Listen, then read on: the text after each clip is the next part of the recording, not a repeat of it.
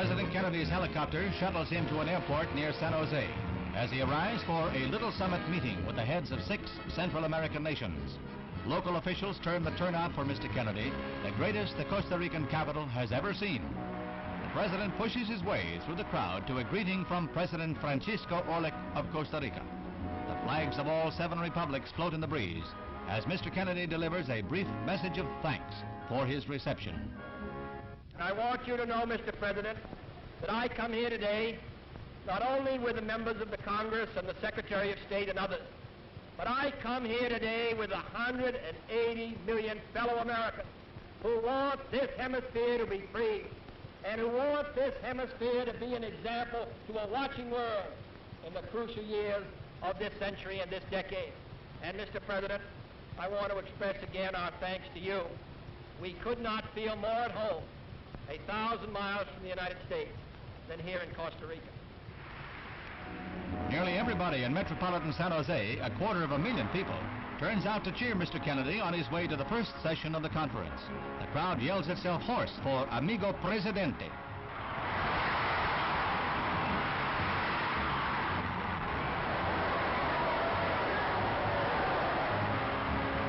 The meetings are held in the 75-year-old National Theater, and taking part are the heads of Guatemala, Honduras, El Salvador, Nicaragua, Panama, and Costa Rica.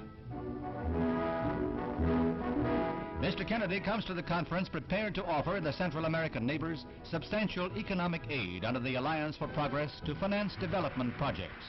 While no figure was given, it is estimated that the U.S. is ready to earmark $200 million to raise living standards in the 6 nations. The short but pointed Declaration of Central America calls for new measures to meet subversive aggression from Cuba. It says, a wall of freedom must be erected around communist influence in Cuba. Mr. Kennedy makes his farewell appearance at the University of Costa Rica, where he enlarged on his Cuban statement, saying, free Americans cannot accept Russian sovereignty over Cuba. That makes it a base to extend communism to the shores of our continent.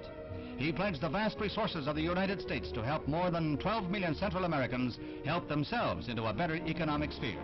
Mr. Kennedy went on to say that the United States contemplates $10 billion in aid to all of Latin America in this decade.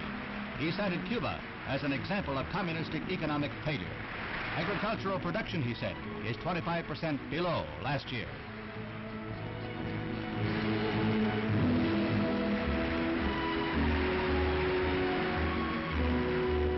Mr. Kennedy has all but swallowed up in the admiring crowd as he leaves the university for the flight back to Washington. Political observers view the trip as more than a personal triumph. They see it as an unprecedented show of solidarity in the Western Hemisphere.